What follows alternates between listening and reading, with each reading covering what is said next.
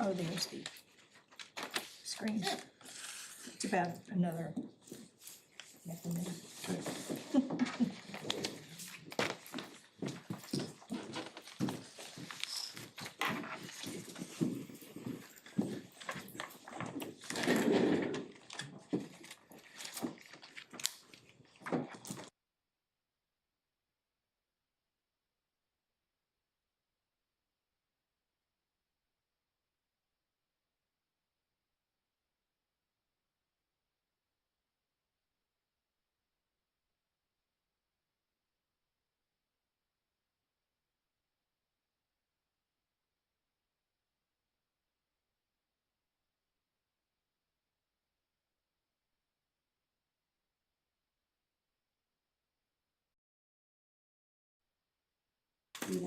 We're live.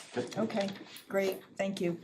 Welcome to the June 18th, 2026 meeting of the Bow Planning Board. It's about 7:01 PM. Sandy Crystal, Vice Chair. Kim McDaniel, Select Board Rep.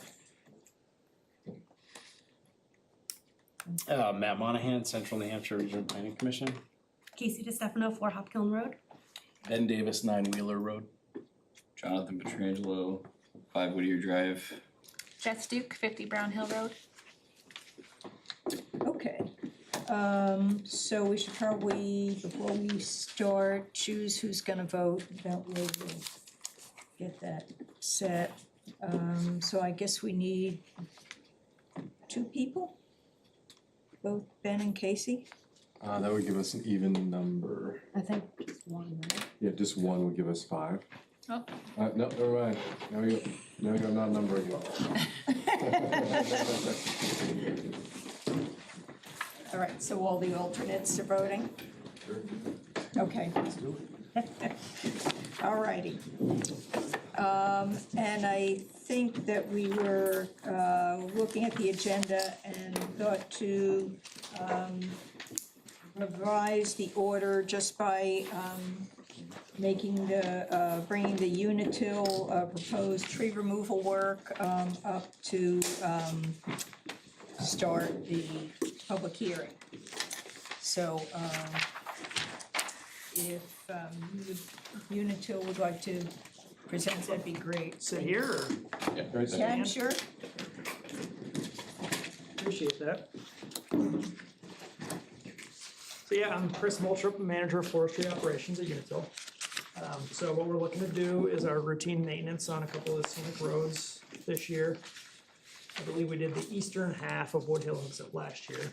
So this year we're looking to do the western half. And also along Putney Road. Both of those are on one of our circuits that's scheduled for routine maintenance. It's a 5-year cycle, so every 5 years we come out and do this type of work, pruning and looking for hazard tree removals as well. So I actually did create I created a list of some hazard trees this week if you want a couple copies of that I found out there. So there are 20 trees that I'm gonna be looking to have taken down, mostly dead ash trees and well, there's a little bit of a mix, but there are 20 trees out there. So that's what we're looking to do. This doesn't negate the fact that we're still gonna be out there knocking on doors and getting, notifying customers, getting permission for all this work beforehand. We will have Lucas Tree Service doing the work again, and I would expect that to be started in the fall throughout. It's kind of their last project for the year. I would make a motion to accept the application as complete. I'll second. All those in favor? Aye. Any opposed? Okay. I guess we'll open the public hearing, see if there's any, Give it a whack, Sandy. yeah. Yeah, there you go. If there's any comments, any on the Unitil utility work? Okay, we'll close the public hearing. I'll make a motion that does not have regional impact. Second. All those in favor? Aye. Aye. And there was no waiver. Right. Correct. Okay. This This is why we moved it up, it's simple. These are the list of Yeah, it's just one page, I just made, there's only 5. individual trees in town, I'm not sure I will recognize the trees. Yeah, they're organized by poll numbers, so. I'd make a motion to approve the application, for responsible clearing of trees on the, scenic roads. A second. All those in favor? Aye. Any opposed? Okay, I'll make a motion for the finding of facts that this is essential maintenance of the trees so that it doesn't impact people's ability to have power at their houses. So, I'll second. all those in favor? Aye. Aye. All set. there you go, thank you.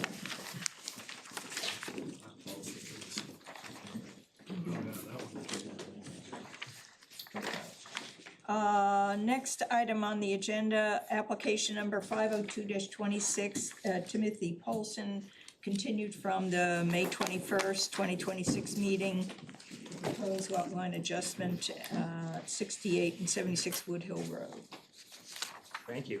Yes, name's Tim Polson, owner, co-owner at 68 Wood Hill Road with my wife Ashley. So we're proposing a lot line adjustment with our neighbor Gretchen DePass at 76 Wood Hill Road. Her property surrounds ours, so we're looking to adjust the lot to basically annex a portion of her land into ours.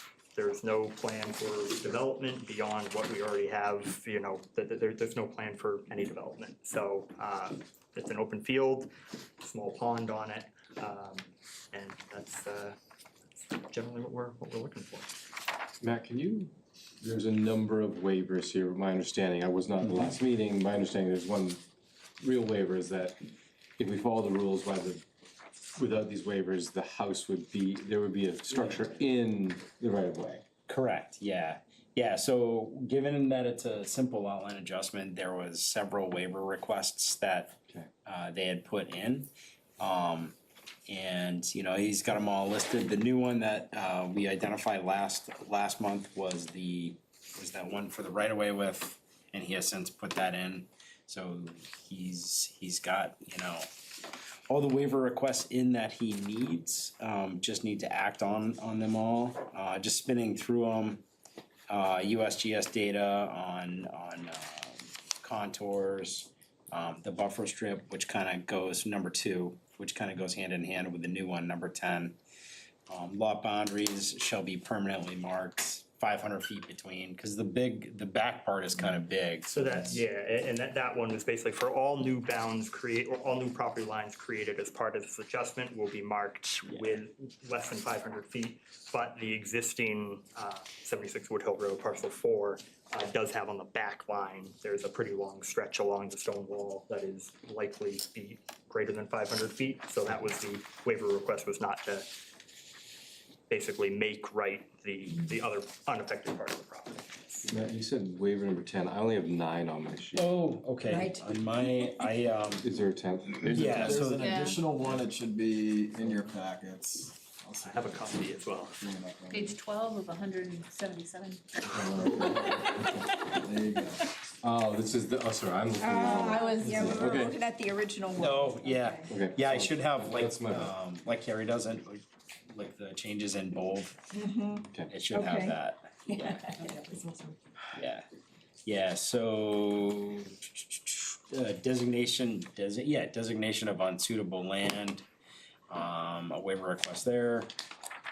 Location type of all existing and proposed utilities, 2 ties to the state grid coordinate system, soil delineation and legend, and existing and proposed sewer and water. And the impact fee note. And then, yeah, that's it for waivers, 10 altogether. I don't know, Will, do you have a copy of I assume we accepted this as complete last time. We didn't get to that point because of the I'll make- waiver number 10. I'll make a so. motion to accept the application as complete. Second. All those in favor? Aye. Any opposed? Um, Open it up. yeah. Yep, okay, well, let's open it up to a public hearing on this application. Anybody here regarding this proposed lot line adjustment? Okay, close the public hearing. I'll make a motion to not have a regional impact. A second. All those in favor? Aye. Any opposed? Anyone have any issues with the waivers? No? I don't. No. I'm just gonna go by number if that's okay. I don't wanna have to read 300 words. Yeah. I'll make a motion to approve waivers 1 through 10 as listed in the Community Development Department notes. A second? Oh. I didn't know if you were done. I was like, Yeah. Really short. Is there else? All those in favor? Aye. Aye. Any opposed? So the conditions that they have in the updated staff report on page 13 is to show a 1 by 3 foot reserve strip, professional stamps and signatures, all conditions of approval. Are there any other conditions the board wants to place on this? I don't have any. I would say also the waiver is granted, just so that it's on there, cause I think we definitely wanna track that too. So would, I just need to list the waivers that were granted, perfect. Yeah. And I can follow up with. I can, yeah, send you Appreciate an that. email with them writing the email, literally just copy and paste them right into the final plans and should be good. Jessica, do you have anything? No.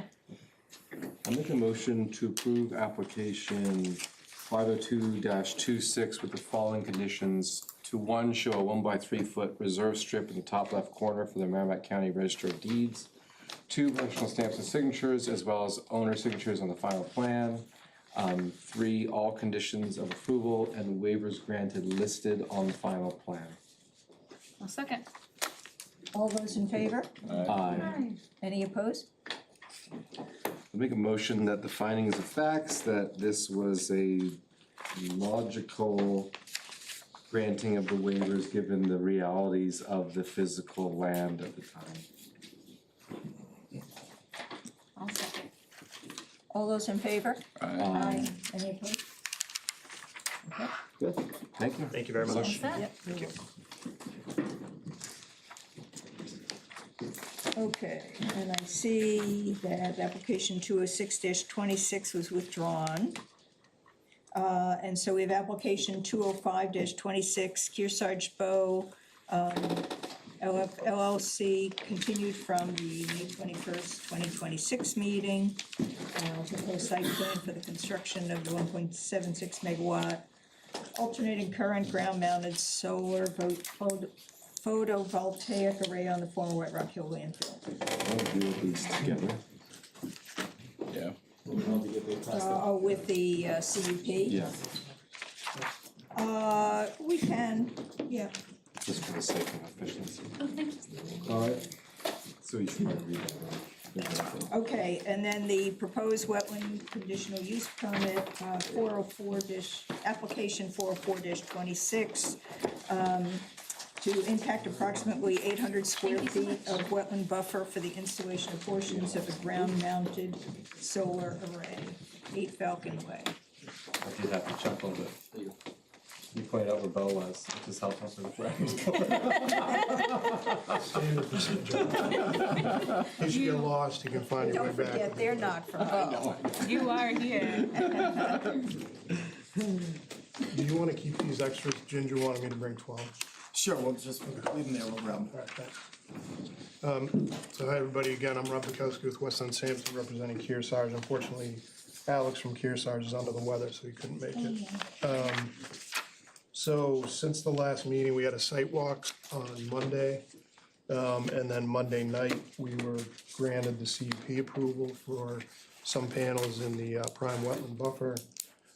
We've updated the plan since then to remove the trademark on it. We added the colored wetland buffer lines to the plans, and then we submitted the soils map.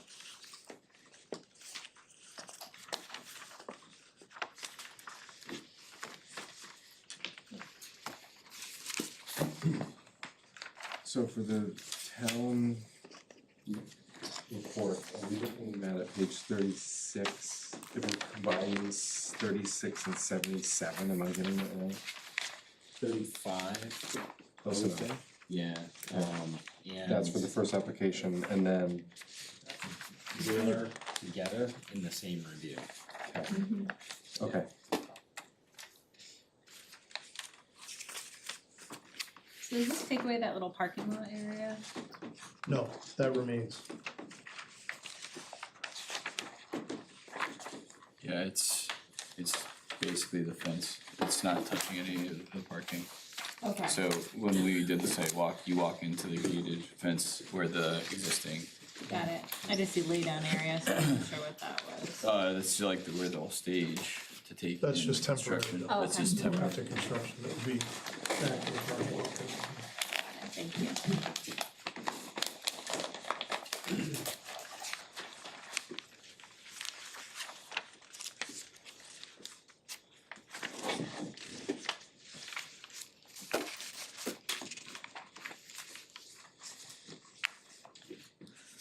Do you want to describe also some more information about the tree cutting?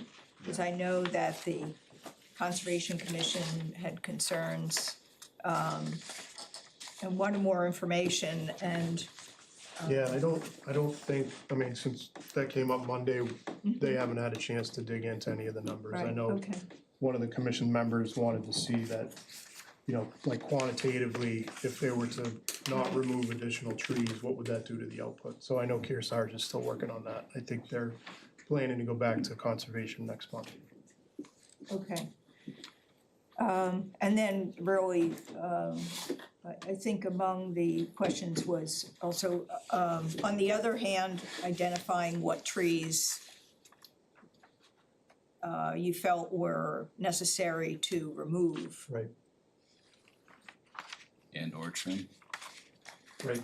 And well, we talked about trimming Yeah, and the town forester, Ron Komarzik, happened to be at our meeting Monday evening for another purpose and kind of mentioned how when you top pine trees, first of all, it opens them up to decay and other things to get in them. And then also, since you're cutting off the kind of growth point, they branch out, sort of like most plants do when you cut the top. And I was more meaning, not the pines, I was more meaning, like, eventually, they'll probably have to trim some of those other trees. some of the other trees. Like within the next 3 to 5 years, right? So, like, it would probably be good to know, like, what's the plan Or, around yeah, or like what's the trimming those height, other. like, Yeah, I think that's Because part of what. once you cut out those pines, those other trees are just gonna Right, they're gonna start. grow up around it. Yeah. Yeah, I think Kearsarge is working on a plan for that too, for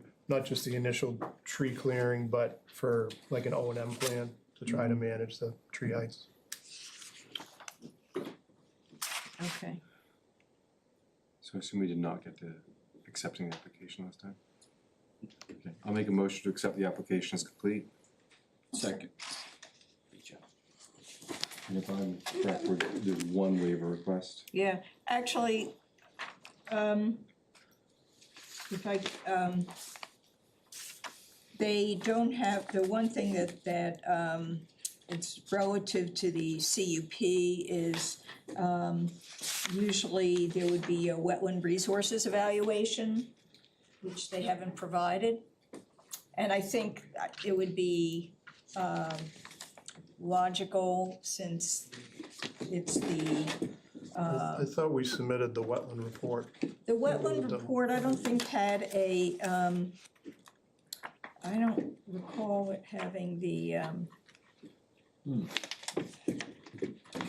that's that CUP report. I know I have it here.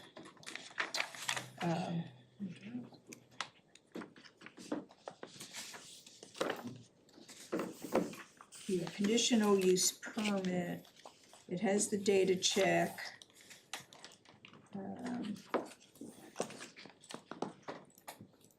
It has the narrative.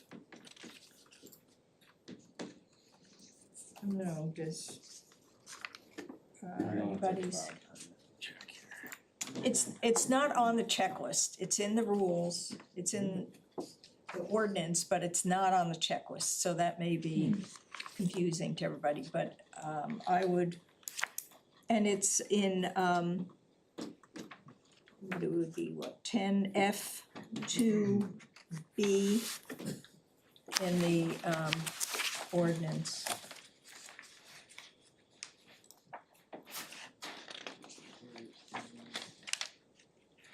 Yeah, 10F is the standards for granting a conditional use permit. Is it like the narrative kinda? No, it's usually, in most sites where you're gonna really impact a undeveloped buffer, it would be, like a Corps of Engineers has a, highway methodology supplement, and it's, The drainage thing? no, No, not drainage it's thing. a wetland thing, I don't have a copy with me Okay.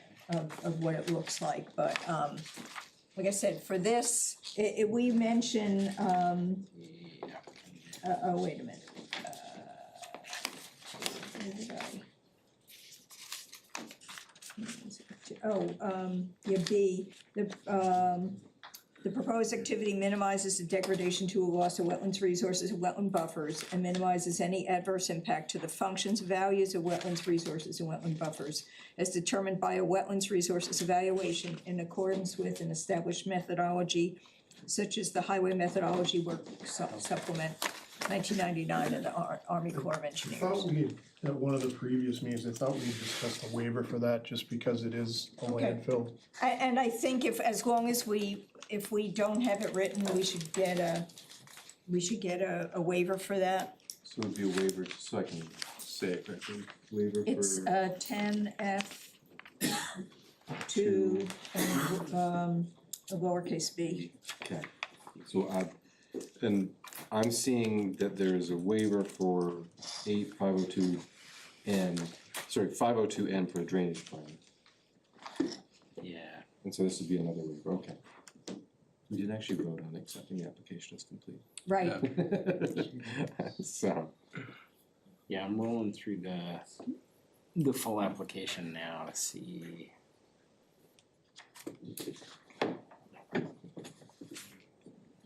Sandy, where did you read that from, the ordinance or the application? the ordinance. And it's 10F. 10F2 lowercase b.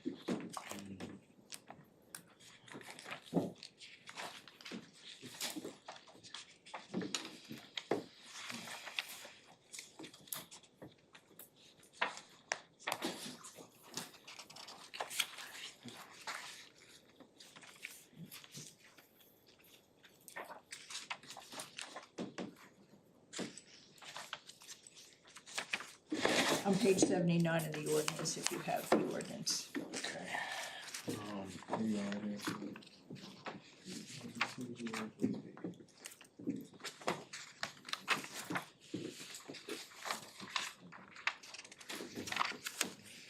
Those are the standards, I would think the narrative would answer that. Well, but there are methodologies for doing it, so Yeah. I think it would be probably, it might be best to just have a waiver and, Yeah, go with that.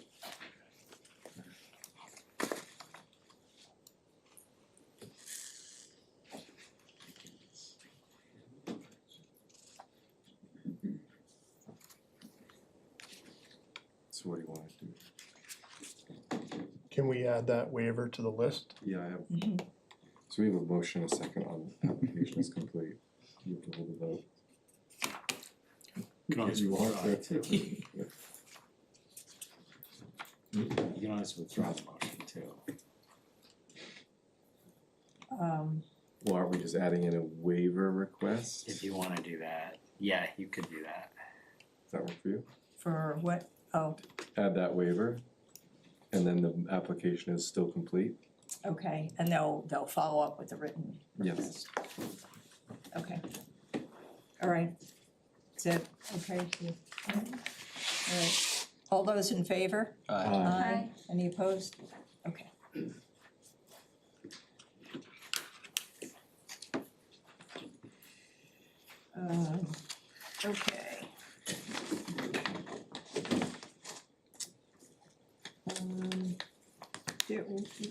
weren't any additional comments that came in. I mean, we have to, Not- They're the Not- same comments as. But they're just the ones that we got. ones that we got last, before. last one, which was Okay. the Okay. police and, sorry, the fire department's comment and then road agent's comment about the golf. Right, and in terms of public comments, I know there were a couple of people here. Yeah, Yep. and in terms of additional materials, there was a post-development soils map that came in. There was a proposed site plan note 7 regarding the tree clearing, and I think you guys basically discussed that. And that's really it.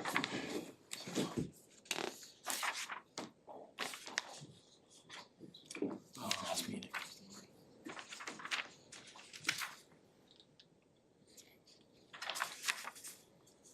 Yeah, the other thing, just kind of rolling through the memo, you guys talked about other department heads already just now. The monuments every 500 feet is a thing, you could do a waiver on that too, I don't think they had submitted one. Is that along the property boundary? Yeah, like the lot line adjustment application, they discussed that as well, that was when they had put in where it was the existing. Yeah, we're not changing. But lot they're not lines. changing boundaries. Right, it's just in the past, Bill Cloven, he would, just say, that's how he interpreted that, is to make sure he, the bounds in, so, but, yeah. So I think Sandy, these are, isn't it, along the existing property line essentially, or just inside of that, that the, fence? Yeah, I mean, it's a big parcel, so I think it makes sense to consider that as a waiver.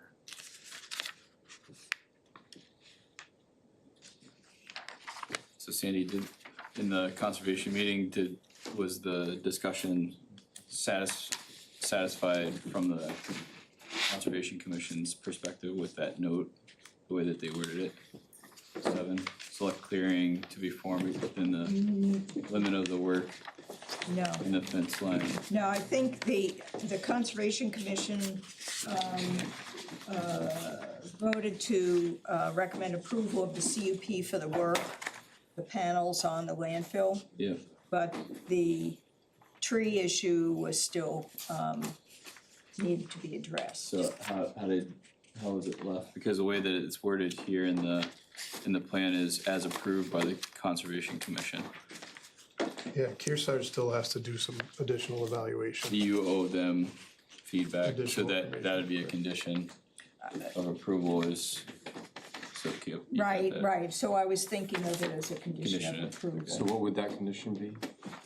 That Kearsarge comes back with the study analysis of the number of trees that would have to be taken down in order to have efficient energy output. And I think the idea with that one of the commissioners had asked was to get an idea for how much of that is needed. And I think also they would need to submit like an O&M Yeah, plan we were I was talking gonna about say, as well. that would be a second condition, O&M, Operations and maintenance yeah, okay, plan for both trimming of trees Tree and management. grass. The grass mowing, which would be standard O&M procedures for a solar site. okay, those two Twice a additional. year. Okay. All right, I know we had a hearing the last time, but if there's anybody else, I'll open up the hearing to, if anybody has anything to add. No, okay, close the hearing.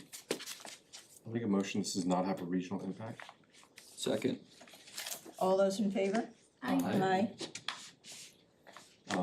So the waivers that I'm seeing are the applicant's requested a waiver for 502.n, and then we also have a waiver for 10.f.f.2b.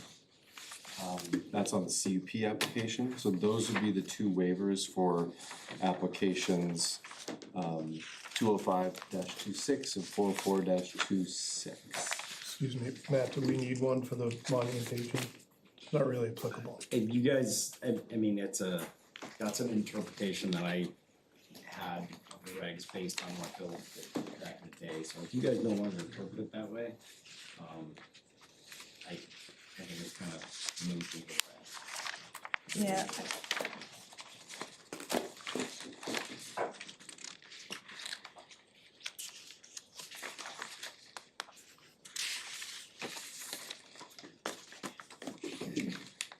I would say it's less relevant for a site plan than it would be like a subdivision. Subdivision, right.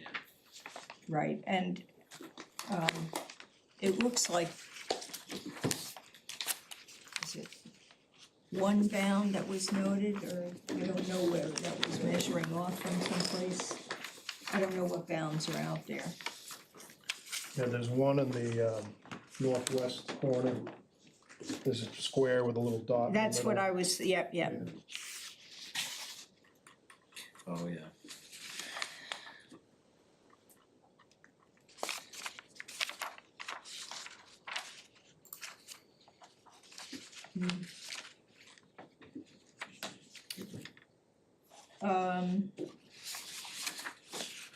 Well, I guess the question is, when you have the fence installed, how do you know exactly where it should go? Not to be, It is pretty, off the property line.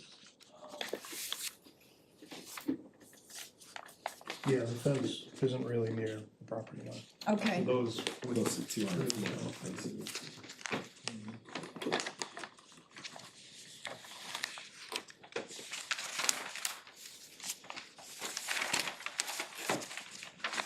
I was trying to read it on the,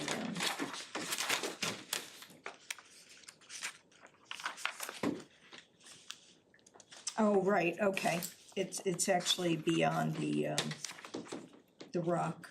Yeah, it's Okay, never on the mind. outside edge of the riprap. Right, yeah, I forgot about that, okay. Yeah, I don't have an issue with the bounds, I'm not gonna, I don't, right? Okay, So I'll make a motion to approve waivers 502-N and 10.f.2b for applications 205-26 and 404-26. second, all those in favor? I, Any opposed? So the conditions, I see 9 plus the 2 that we added on there. Does anyone else have more conditions they'd like to put on this approval? Can I just add one thing? Did you vote on completeness? We did. Yes. You did, okay. I know it It was took you paused 3 there for a minute. times, but we got Yeah, it. okay. I guess I was remembering the previous two. you have those 9 plus the 2, is that what you said? Yes, Yeah, Yeah. that's what I've got. all right.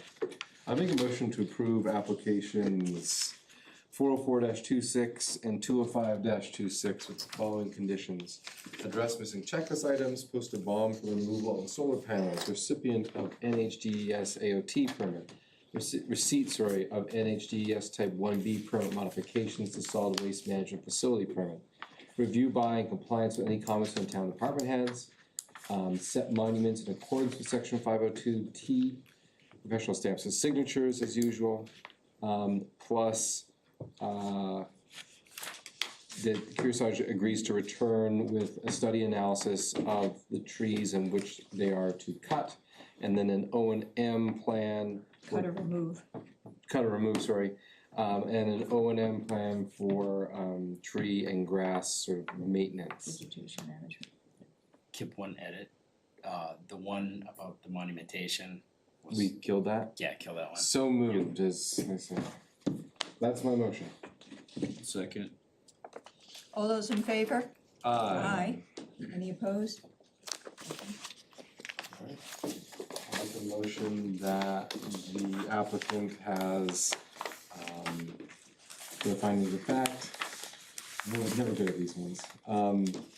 has satisfied the regulations and has sort of balanced out the need for efficient energy capture with incorporating into the actual site. The balance.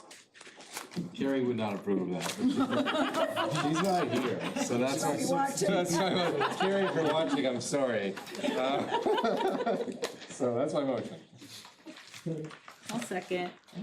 All those in favor? Aye. Thank you. Thank you. Lost my agenda.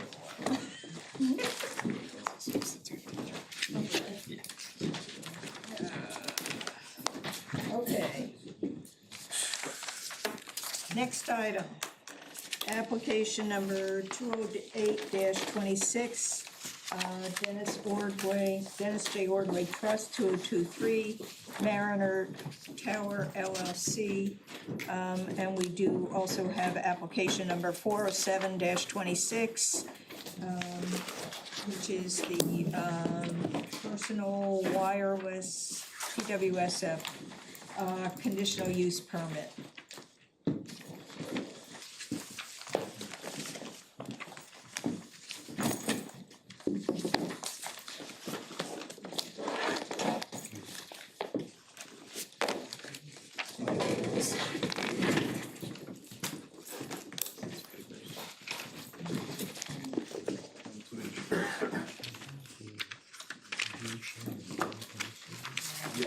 A lot of stuff.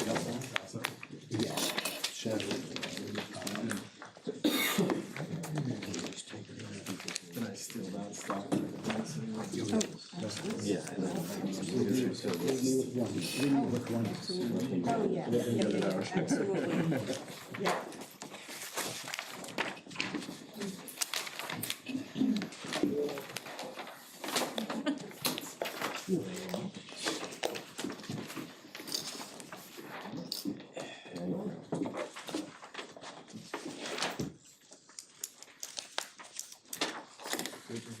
Thank you very much. Thank you. Someone's not gonna have one. I'll share it, I'll share Yeah. it. Yes, sure. Oh, yeah. Thanks. Alright. Yeah, the stickers, I think the view shed map is here, those are the same thing. Okay. And then the view shed. Oh, is that something different? Yeah, that's the, and if I could have one, Yeah. the other one. Yeah.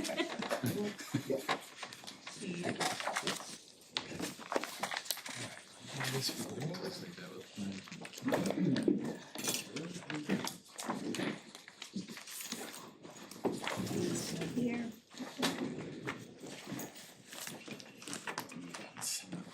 We can share this one over here too. if you want. Yeah.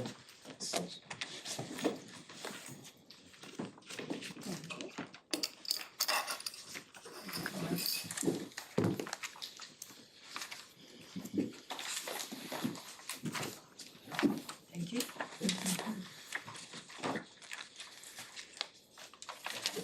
Share this big stack there.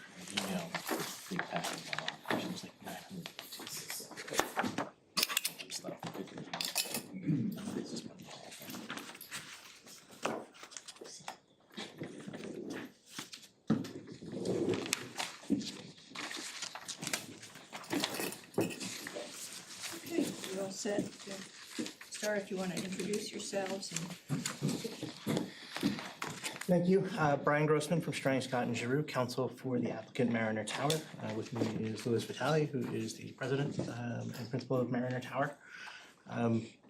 Mariner, What is his name? I'm sorry, I didn't. Yeah, it's Louis, Louis, Vitale, Oh. V as in Victor, ITALI. Okay, thank you. So Mariner has applied for a conditional use permit and site plan review for a proposed personal wireless service facility at 116 to 120 South Bow Road. In accordance with the ordinance, a visual demonstration has been performed prior to the hearing. The results of the visual demonstration, including photographic simulations as well as a view shed map, have been provided to the board. We think the results of the view shed analysis demonstrate how well sited the facility is. Even for its height, it's extraordinarily limited in terms of overall visibility, where it is visibly lit in very specific spots to see it. Otherwise, it really does blend just based on the natural vegetation and distance to the site and given its location. The site is a 57-acre site. The proposed site facility is what we call self-supporting lattice-style tower, so there are no guy wires attached to it. It is a lattice-style tower proposed to be 190 feet tall. It will not require any lights, including FAA marking or lighting. It will be finished with a hot-dipped galvanized finish, which it starts out as a dull gray and continues to weather even further, so it's a non-reflective finish. The fenced compound will measure a proposed 75 by 75 feet, be surrounded by an 8-foot tall chain link fence topped with barbed wire to prevent unauthorized access to the compound.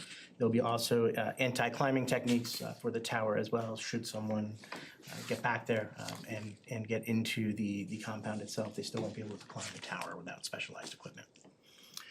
The facility itself is set back over 900 feet from the road, 300 feet from the nearest property line, so it complies with the requirements for a 125% foot setback. It is located over that 75 by 75 foot compound is located within a 100 by 100 foot leased area, as I said, the 57-acre property.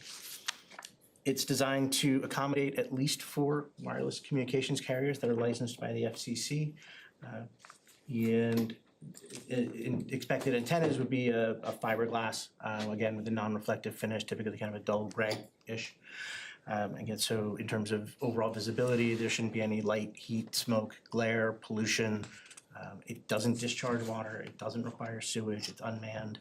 It's only visited 1 to 2 times per month for routine maintenance, if that, per carrier. They would typically do that in an SUV type vehicle. So post-construction, in terms of what you would expect to see on any residential property, any normal vehicle going up and down South Bow Road, they would blend in, other than the fact they'll probably have some graphics on there denoting their company. But it's a typical pickup truck or Explorer type size vehicle. Generally, the equipment includes small equipment, either shelters or weatherproof radio communications equipment cabinets. And those are a non-reflective color, typically muted tones, but given the setbacks of over 300 feet to a nearest property line, 900 feet to Bow Road in the existing vegetation, the compound should not be visible from a public way or even off property. Access is via a 12-foot wide gravel driveway that is proposed to extend from South Bow Road approximately 980 feet to the site. The utilities will run above ground through utility poles to the site along the accessway. There will be a turnaround that will accommodate at least 2 utility vehicles, so if 2 carriers happen to send their tech out at the same time, there'll still be places for them to park, as well as the ability to turn around and leave the site as well. Mariner is an independent infrastructure provider, so they don't provide service themselves. They have agreements with all of the major wireless communications carriers, including AT&T, T-Mobile, Verizon, to work with them, and they've worked with them successfully in a number of places in Maine, New Hampshire, Massachusetts, Rhode Island, and elsewhere. So they have those relationships to facilitate co-location on the proposed facility. Mariner is aware of other efforts to site a facility in the area and focused its search, as well as being guided by, I think even a butter correspondence referenced a study done by the town itself in choosing the location. The facility will provide coverage to South Bow Road, Wood Hill, Hooksett Road, Quimby Road, Nottingham Forest Preserve, surrounding roads, neighborhoods, and businesses. It will increase coverage to about 1,000 people, about an additional 145 employees, about almost 5 square miles of additional coverage, about 1.5 miles of coverage along South Bow Road, almost a mile along Wood Hill Hooksett Road, and about 0.5 mile on Quimby Road. I don't think I need to tell anyone the importance of wireless communications in this day and age, but I will a little bit anyway. It continues to grow exponentially. The number of wireless subscriber connections as of 2025 was 579 million. That is 1.7 per person in the United States, which means each person on average has more than one wireless communications device. And that connects to a wireless communications network. That doesn't count just, an iPad that's Wi-Fi only or a tablet that's Wi-Fi only. Wireless households in the United States that are wireless only, meaning they have zero landline whatsoever, is now up to 78.7%. Annualized minutes of use is 2.4 trillion. There are 2.2 trillion text messages or picture messages, because they're now accounted for combined. That is an increase from just 2024 of 42 billion. Annualized wireless data usage is 132 trillion. And as of December of 2024, 76.4% of all E911 calls are made from a wireless communications device. Extraordinarily important statistic. We rely on, as far as radio frequency design goes, we rely on the experts with the appropriate tools and don't generally go with and would not go with anecdotal evidence, but there are a number of instances where people have said, absent a wireless communications device, whether they were on the side of the road, whether they were in their own driveway, they would not have survived had they not been able to use wireless communications. I'm gonna stop you here, because I can see, these are all very valid facts. When we had a cell phone tower approval a number of years ago, this turned into a policy debate. This is not a policy committee. We actually don't care at all about the number of people in America with networks. We care if this application aligns with our town ordinance. And so I would like to, and I'm just one member of this board, I would like to keep the discussion on that, because when it goes into a policy area, it gives the public the incorrect view that this is a policy committee when we are simply trying to make sure your application aligns with our town ordinance. Well, to that end, we did submit a comprehensive narrative of approximately 40 pages that goes through line by line, provision by provision, all of the applicable ordinance provisions, whether they are generally applicable to a conditional use permit, whether they're specifically part of the personal wireless service facilities ordinance, or just your general site plan regulations. I don't think anyone wants me to go through 40 some odd pages of that. Please don't. So we hope you've had a chance to, the application was submitted a while ago, we hope you've had a chance to review that. I will hit some of the highlights. A couple of these might be repetitive from the original intro. Tower setback, the tower setback requirement is 125% of the tower, so 240 feet. The nearest proposed property line is 316 feet. 380 feet from South Boat Road, over 700 feet from both the south and west property lines. So it far exceeds all of the applicable requirements as far as setback. The height is consistent with the maximum height limitation under the ordinance. The location prioritization, we did submit an alternatives analysis. I think it's at Exhibit E of the packet that you have, along with the radio frequency report, demonstrate that there are no existing buildings, feasible structures, or other feasible personal wireless communications facilities that can provide, would allow an opportunity to provide adequate coverage to the significant gap that's been identified here. It will comply with FAA and FCC regulations. It will not require marking or lighting. We did include the determination of no hazard to air navigation in the packet, demonstrating that no marking or lighting would be required. We did submit as well a report demonstrating that the facility will comply with the FCC regulations with regard to radio frequency exposure. Submitted evidence that the facility will comply with the National Environmental Programmatic Agreement and the Section 106, which is the historic review. The New Hampshire State Historic Preservation Office has issued a finding of no adverse effect, and they did that on December 29th of 2025. There are sufficient environmental protection measures to the extent possible and feasible. Tree clearing has been minimized. The location of the site avoids any environmentally sensitive areas, including wetlands. It preserves existing vegetation and topography to the extent possible and feasible, and is located outside the 75-foot wetlands buffer. As I mentioned, from the visual demonstration and photographic simulations, the visual Mitigation requirements have been met. It's located on a wooded hill, again, shielded by a lot of that wood's not going to be visible. The compound itself will not be visible. The vegetation really screens it fairly well from a number of locations around town. The galvanized finish, as we talked about, is non-reflective to try and blend with the environment to the extent feasible. Mentioned some of the operational characteristics. It's unmanned, so it requires only 1 to 2 visits per month for routine maintenance, so no discernible increase in traffic, will not pose a hazard to vehicular or pedestrian traffic in the area. Given the basis of the area, I expect pedestrian traffic is fairly light, but certainly won't pose a hazard to the vehicular traffic on South Boat Road. Again, no water, no sewer, no septic, no trash, doesn't generate trash. No objectionable noise or odor, fumes, glare, smoke, dust, so no adverse impact on the environment. It does enhance public safety, so again, improves personal wireless communications for personal wireless services, for emergency, for convenience, for business, and does address a significant gap in coverage in this area.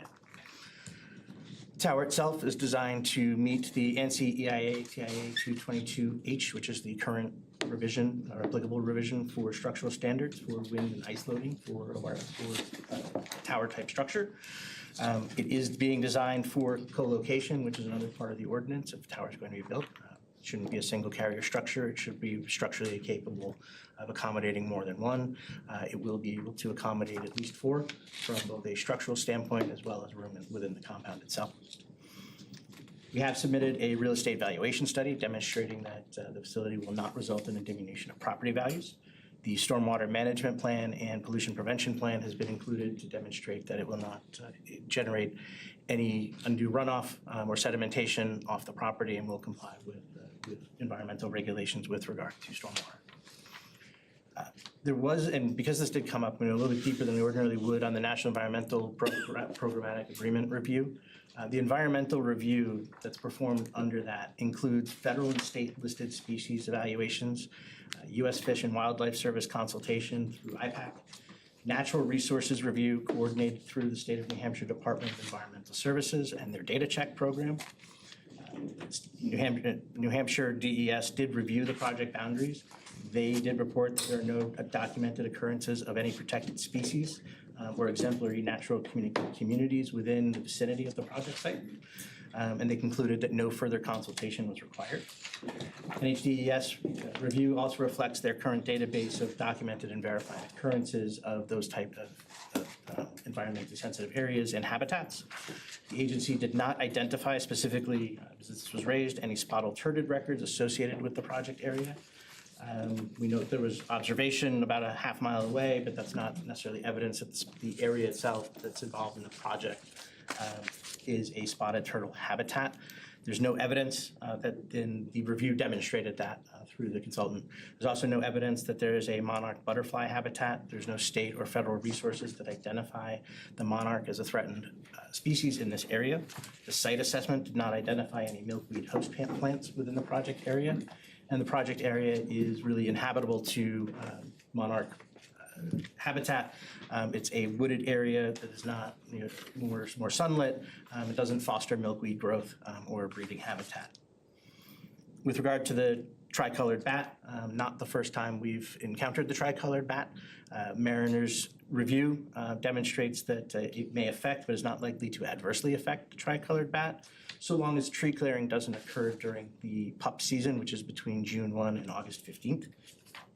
It's important to note the tricolored bat is still a federally proposed species, so these types of clearing restrictions are voluntary. But that said, Mariner is committed to avoiding any tree clearing and that type of work during the pup season of June 1 through October 15th. So that should hopefully alleviate any concerns with regard to the tricolored bat. Any assertions concerning wetlands and vernal pools are contrary to the evidence that's been provided. The National Wetlands Inventory and FEMA Flood Plan Review were performed. A site-specific wetlands delineation was performed by a certified wetland specialist, which was A&D Clum Environmental. Their evaluation of potential impacts to surface features and natural resources, they did consider those, Wetlands are on or near the property, but not within the footprint of the facility, will not be impacted by the proposed facility. The tower and access road are specifically cited to avoid wetland impacts. Review found that the proposed facility is not anticipated to result in any significant change to surface features or to wetlands resources, provided that standard erosion and sedimentation controls are implemented during construction, and of course, we would expect to do that. So based on the professional consultant's review, including above and beyond NEPA, but certainly consistent with NEPA, the facility will have no adverse historic effects, nor will it have any adverse effect on a protected species, no wetlands impact, and no significant impact to natural resources. There have been some questions concerning design, consistent with design approved a few years ago for, I think, the most recent Mother Tower approval in Bow. It's a very similar site design in terms of the lattice style tower. Given the necessary height, we think consistent with those discussions then and now, the camouflage would just be counterproductive. It would draw more attention to try and camouflage something of that height where everything else around it. And you are asking for a waiver for the Correct. camouflage? Yep. Would just draw more attention to it. There is a time and a place for it, and when it blends, it works really, really well. When it doesn't, it is worse than if you had just done nothing and just let it be what it is. And we think given the photographic simulations and the view shed map and the really limited visibility, we think the best thing to do is leave it, to draw the least attention to it, is leave it as a proposed lattice style tower with the hot tip galvanized. The site is at a height necessary to provide coverage for the anticipated anchor tenant, as well as up to the total of 4 carriers. Do you have an Yeah. anchor tenant plan? You don't have to say who it is. We do. Okay. We do. Only want to address a few last things here. I know health concerns were raised. I won't go too deep into it. I think as the board knows, the application is governed by the Telecommunications Act. Under that, the board is not allowed to base a denial upon the consideration of environmental or health effects. We've submitted the report demonstrating compliance. We can answer questions whether or not a board wants to engage in that discussion, given that it cannot form the basis of a decision, is certainly up to the board. So we can answer questions on it, we cannot answer questions on it. We would leave that to your discretion. Other than, again, to say it does comply, this is at Exhibit M, is where the FCC compliance document is. And I think there's reference to the New Hampshire 5G report. It's important to note that that was not adopted as official state policy. And given my review of it and 26-year knowledge of the Telecommunications Act, if it were adopted, I think it would violate it pretty clearly, given the recommendations or requirements that it would impose. So important to note that. Lastly, we'll address alternatives, and we submitted a alternatives analysis that goes through the process and the thought process behind it.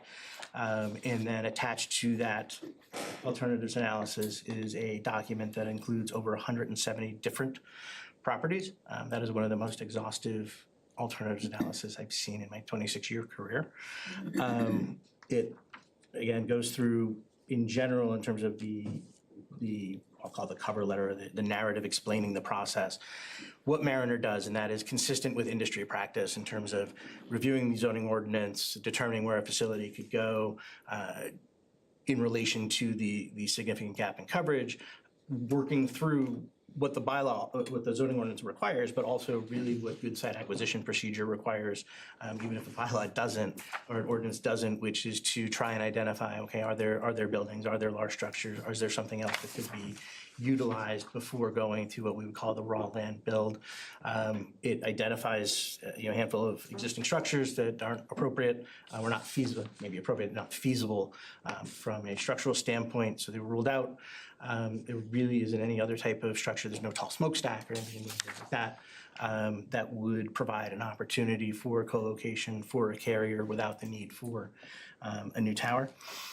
I would correct one misstatement concerning federal law. Federal law does not require least intrusive means. I want to be very clear about that.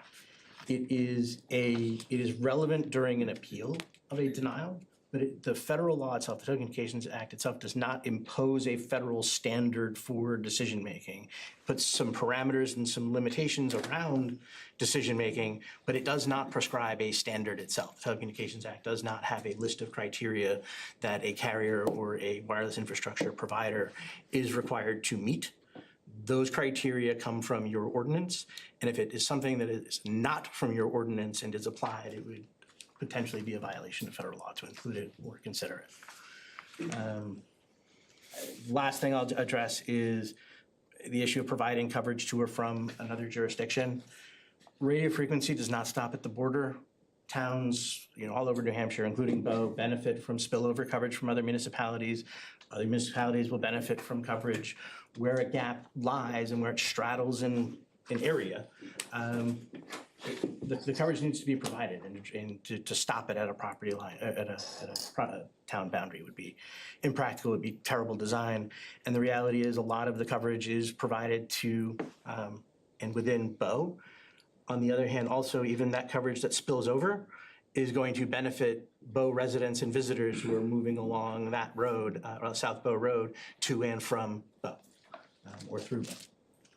And with that, Louis, I don't know if you have anything else, but I'm happy to take questions. Do you want to accept as complete? Yeah. Just so for full transparency, I'm gonna suggest a site walk be scheduled. So, but I would make a motion to accept the application as complete. Yeah, just a quick scan of my here.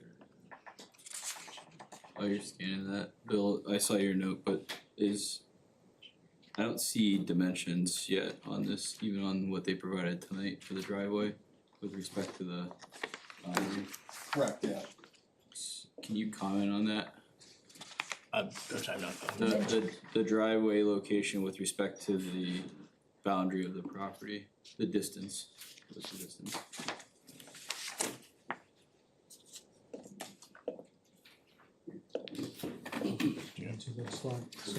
I'm Sylvester, TP consultant for this application. And I can answer that question, the driveway itself, you're asking how far it is from the property line? So that will be staked, It's, but it is tucked, so if you look at the easement, so you got a 20-foot easement, is it 30-foot easement? It is tucked on the boundary, on the easterly boundary of the lot. And so the driveway itself is within that 30-foot easement. So if you wanted to guess how far it is from the property line, it's 12 feet plus, it's actually 15 feet, yes, from the center. okay. Yeah, and maybe you could see that on the other plans Yeah. before, it's like the side plans. But it is tucked, yeah, it is close to that boundary line, yeah. And then it looks like the power pole lines that you're running are on the edge, Yeah, exactly. closest to the, Yeah, they're within the easement itself, yeah. That's why they crisscross in some other areas, so they could stay inside the easement. There's the easement and there's also proximity to the adjacent property and the ordinance on that. I was that same concern that Bill raised in his notes. Right. You're saying the driveway might be too close to the property line? What is the rule on that? 10 feet? Yeah, if they're saying it's 15 feet, Isn't it's it, close. didn't we increase it to 15 feet? I think we increased it to 15 feet, but I can't remember where it's measured from. I feel like we looked at it and I think it was 10 feet, cause I remember we were going think through it's that. the Driveway rules regulations 15. say 10 feet. I think there are two places, maybe in the subdivision, it says 15, because I know that we did increase it. Well, I'm wondering if it's 15 to the center. Oh, I don't think it'd be 15 to the center. It would, It's 15 to the. it may be, yeah, edge. From a property line. That's what I recall, yeah. but you said it was 15 to the To the center center, line. yeah. Of the easement, that's 30 feet. Yeah, Well, of the easement, but we're talking relative to the property line. yeah, All right, well, that'll be something we'll have to look at closely.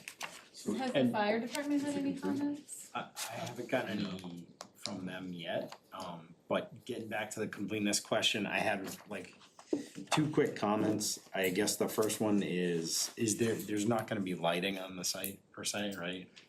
Okay. No, as the applicant, there's no lighting on the tower. When the carriers typically will have a motion detected light above the canopy above the equipment.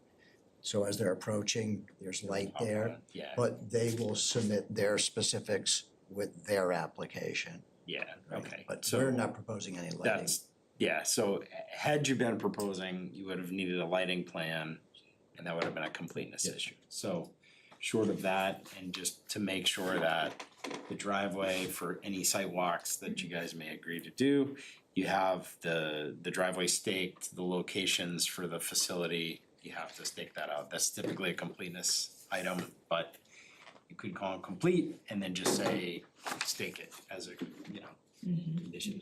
So, Okay. but that's it for So I'll completeness. stick with my motion. I'll second. All those in favor of the completeness? Aye. Is that an aye from everybody? Yeah. Okay, any opposed? Okay. Okay, I think that, because, Do you wanna schedule a site walk now, but also have a public hearing since there seems to be Yeah. people here? When would we wanna have a site walk? When's our next meeting? 16. July 16th? I would suggest that we not do it before the meeting, Do you want? just cause I think it's gonna take a decent amount of time to walk in, it's, Yeah. 1,000 feet. I won't be here that week, just FYI. At all. I'm on vacation, so. Do it on the Monday, The 6th? the 13th. Oh, Maybe before the conservation commission meeting. Okay. I'm not here on the week before, so one of us is gonna miss it.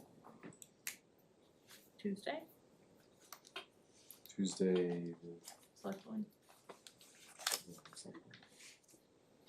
I mean, if other people can do it, just do it. But what would you like, Sandy? Assuming it's gonna take at least an hour. Yeah, it'll definitely take at least an hour, even to walk in. I don't know, so what are the options?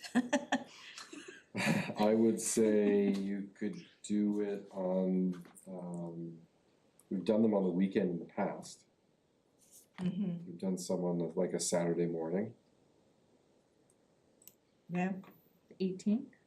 or the Has to be before the 11th. 16th. Oh, sorry, the 11th. I won't be here, but again, don't do it on my behalf. I won't be there. I won't be here. Let's do This is- it. this is- This is the problem. How quickly do you want this tower up? The 15th, the Wednesday before? I could do that. Well, can we do it, well, I guess we do have light, but what's the earliest we can start? I can do, you know, Yeah, we can do whenever. do you wanna do, the 15th, but do you wanna don't do, base it on my schedule, I'm not here the 15th. would you wanna do 5 o'clock on the 15th? Works. Sure, Yeah. we have daylight. That's, I just say, let's do that and you don't have to trudge through the woods. Yeah. Five p.m. No ticks. I got You had your two- fill I got two Monday. from Monday. Yeah, they're Alright, so horrible. now we'll do a Sidewalk, July 15th. Wednesday, July 15th at 5 p.m. And I just did find in the zoning, there is a conflict with the side setback in the rural district, the residential district, the residential one family district. Driveways do need to be 15 feet off the side property line, which is a problem with the driveway regs. Let's make a note to fix that in the Yeah. next go around. So. What's, just out of curiosity, what was the maximum, or what was the minimum distance from the property line to the driveway again? Said 15 from the center. 15 to center? He's, So that's the, his so the, setback. the width is 12, so like from the center to the edge, that's 6 feet. Okay, yeah. and then from the edge of the driveway to the nearest property line? Property line, not your easement. Yeah, that's what I'm focused on the easement.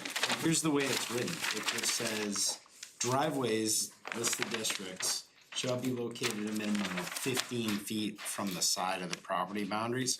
I would assume that means the paved area? Yeah, It yeah, just or says the driveways. edge of the, Yeah, this, Yeah.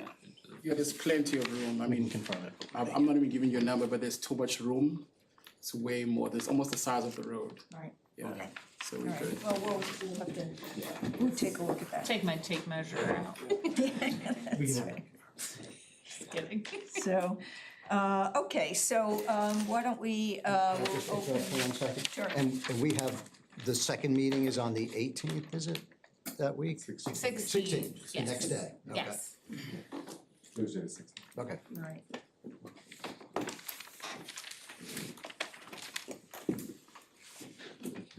Okay, I'm gonna open the public hearing because I suspect there might be some people interested, so please make sure you provide your name.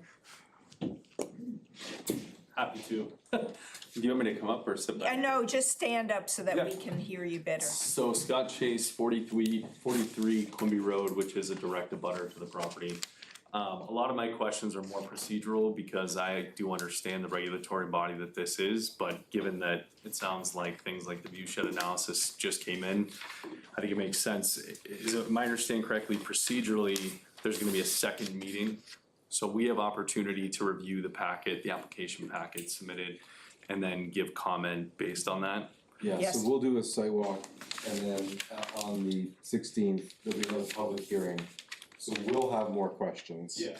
And then if you have questions, you have the ample time then to speak to it as well. And the site walk is open to the public too, if Yeah. you wanted to Okay. go there and ask questions there. The one thing I would say is one discretionary aspect of 710 is the board's ability to ask the applicants to fund a third-party assessment of the application.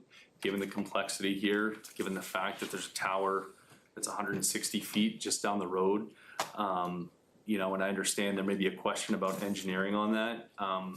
Not to say that a company trying to make money would miss something, but I think, you know, to your point about trying to keep something that can be a hotbed issue at bay, asking them to fund a third-party assessment of the application and this build design, I think would go a long way to acquiesce any concerns that are out there. So I think I'll save a lot of my questions right now until I get a chance to review the packet itself, but This board has not been shy about getting third-party engineers Okay, involved. yeah. So we are fully aware, like, that's something we quite frequently do. Okay. To that point, the drainage study, you know, it's again, you know, if you guys wanna kick that over to have town's engineer review that, you know, just the drainage study they did. Timing wise then, and then I'll, you know, I know everyone wants to get out of here too, timing wise on that, if you were to do it, would there be an opportunity after the third party review for comment?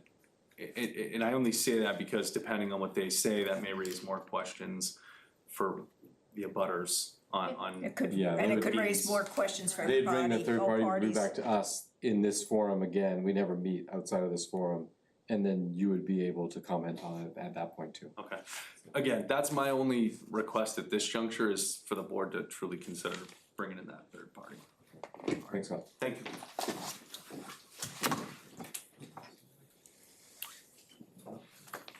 Any other concerns? Thank you.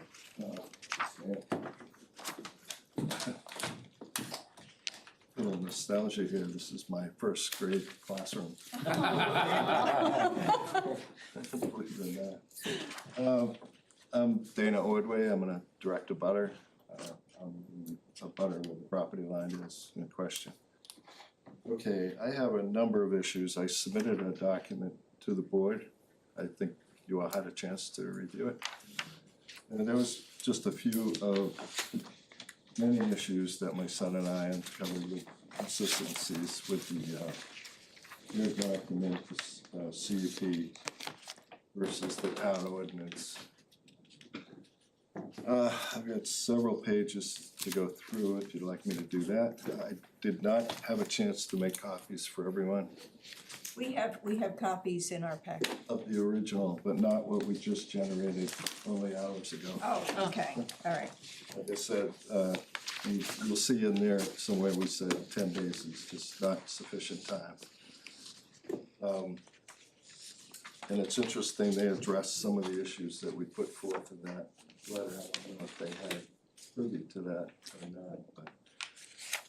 Okay, I'll start going through it, but the tower height in the ordinance compliance, first issue.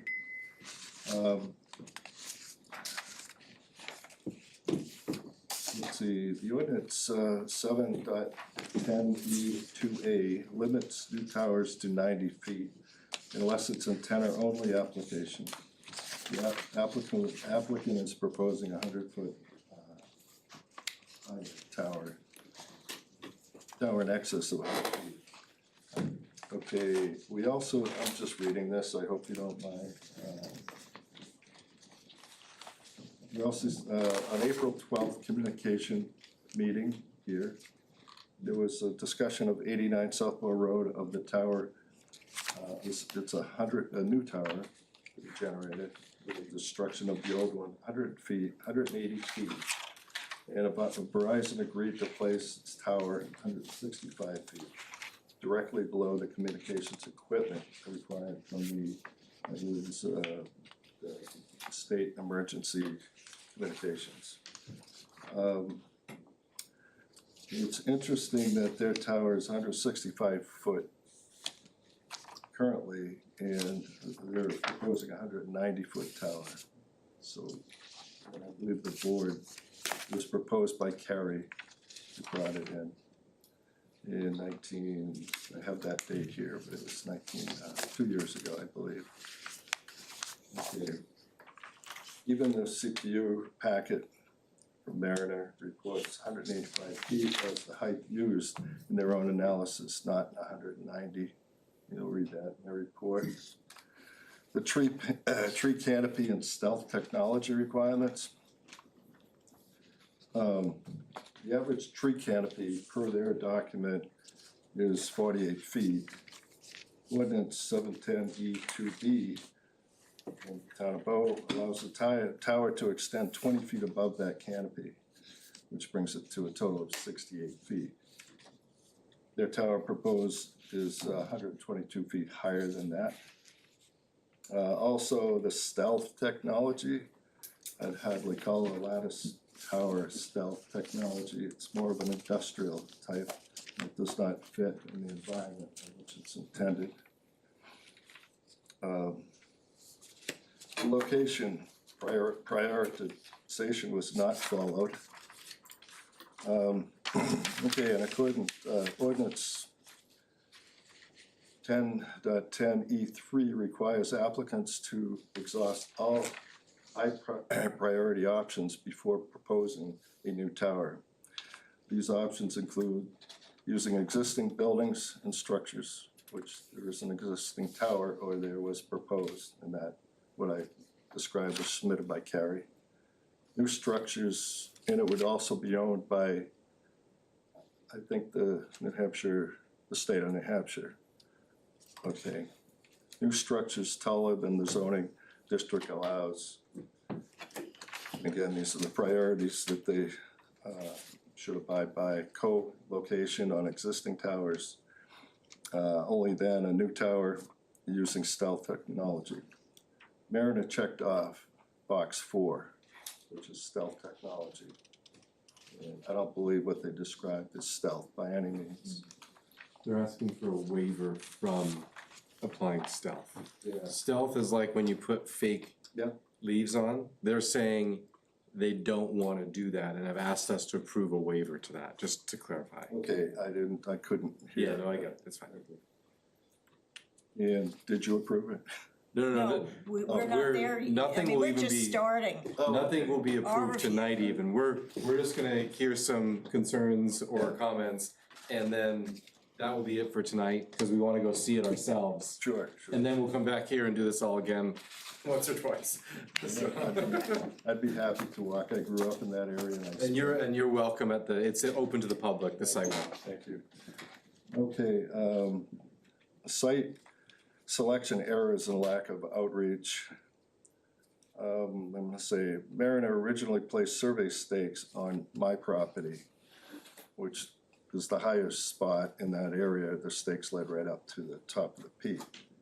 So I'm questioning the boundaries, a couple of things, the boundaries that they're, that are now listed in there.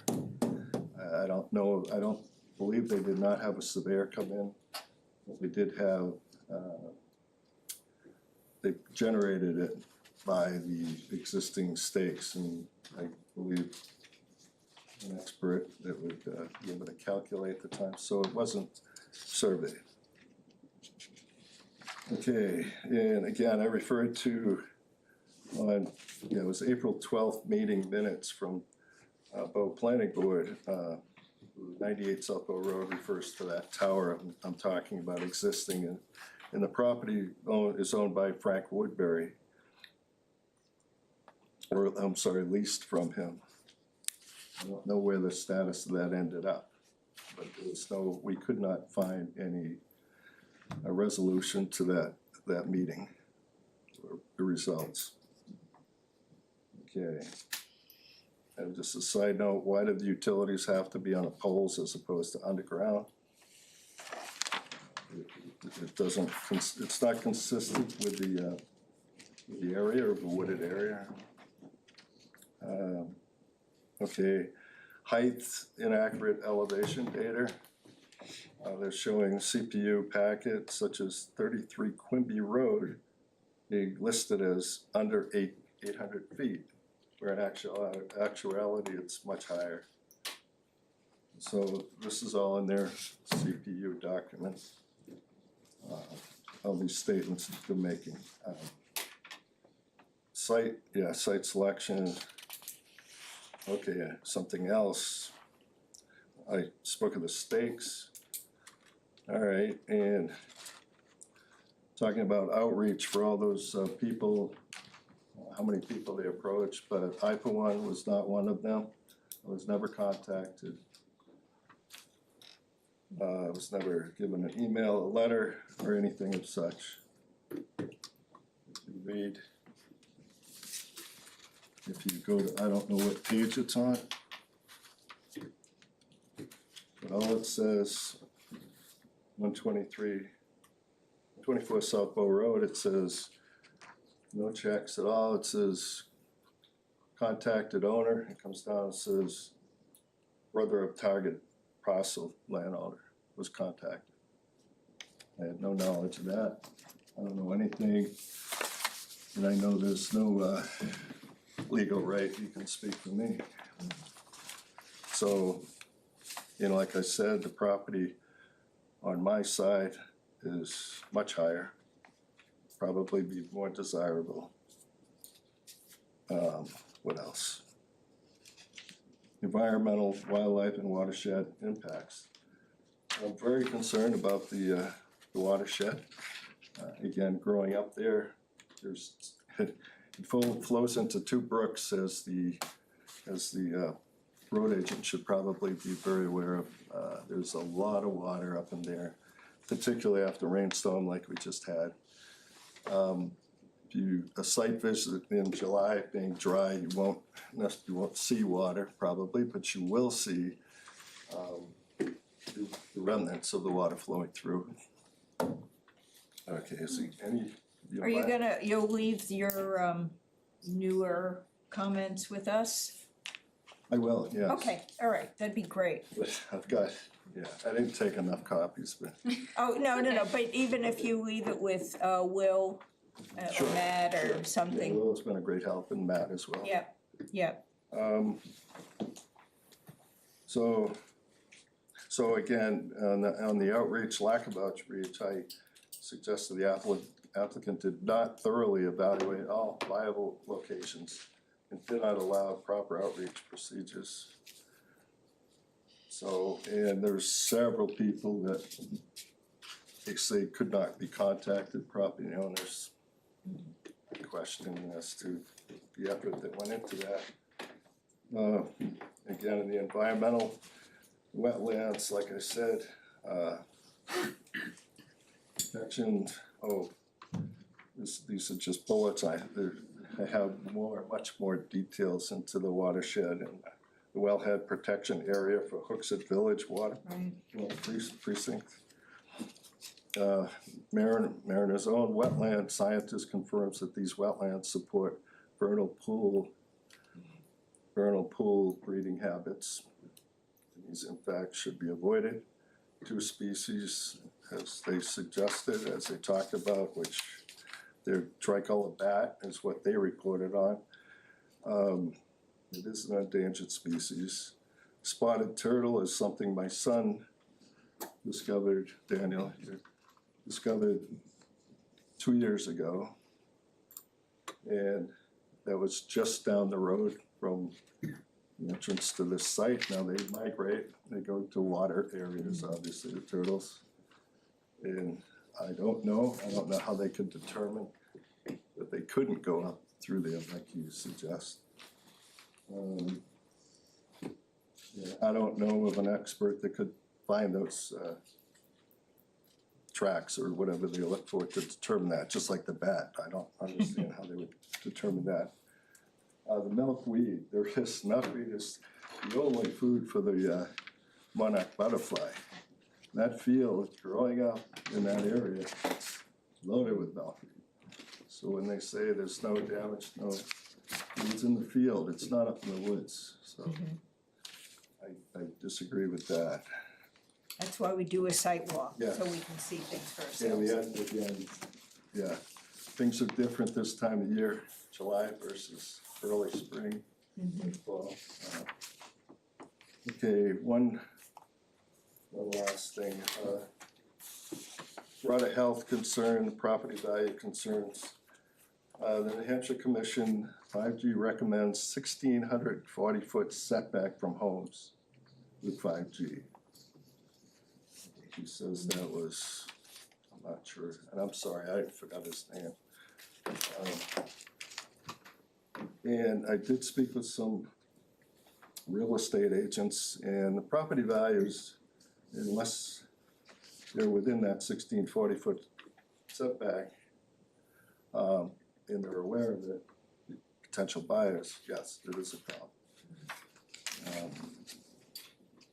Okay, and while federal laws limit how much weight the board can place on health concerns, the setback recommendation and property value impacts are legitimate planning considerations. Okay.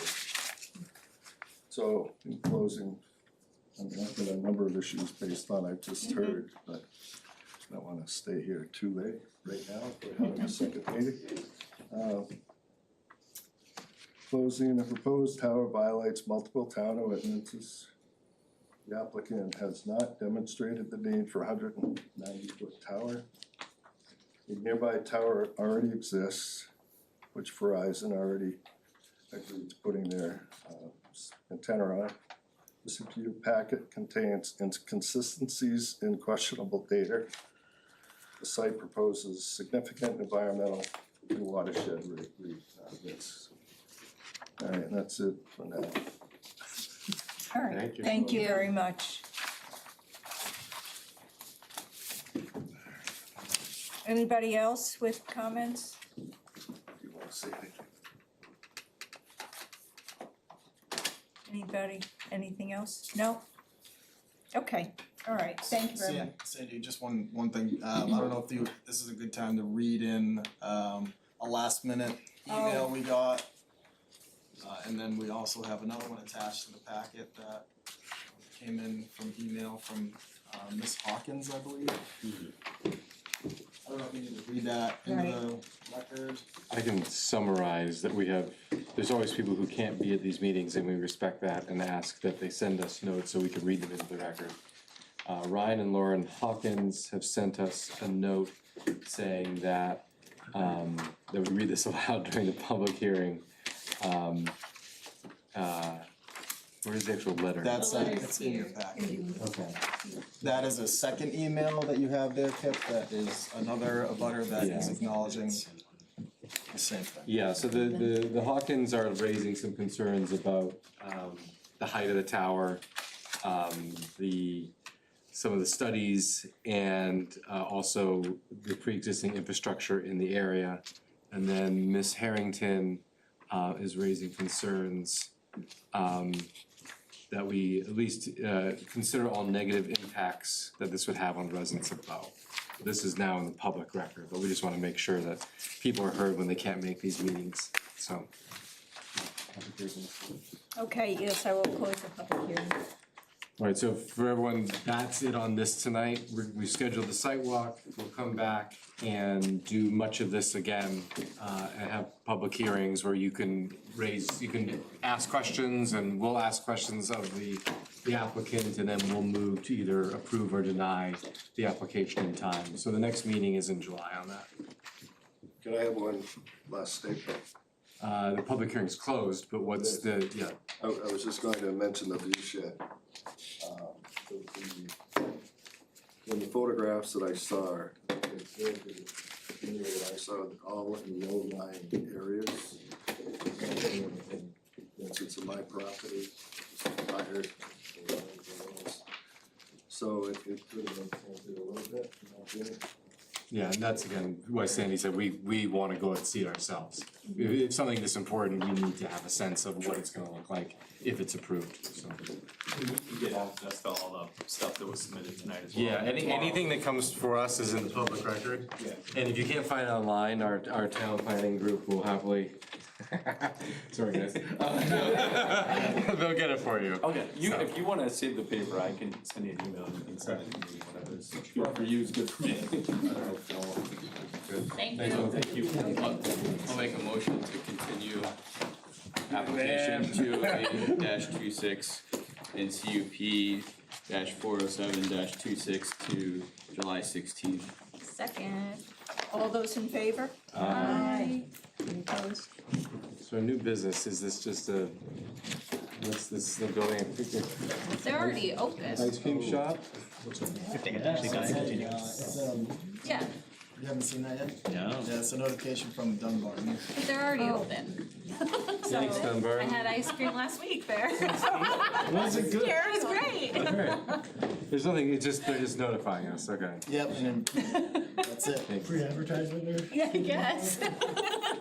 For all the viewers out there. Yeah, This hour is I fun. can't do the minutes since I wasn't here. Okay, I wasn't here either. okay. Do you have a quorum to do? Maybe that's what that is? Or maybe Bo was a fire. There's no recording secretary. Yeah, no, there's no Mike Lawton, no Kristen's not here. You don't have a quorum to approve the minutes. Okay, we can wait. I would do that and maybe just go in and make this, because they should, How many do we have to have?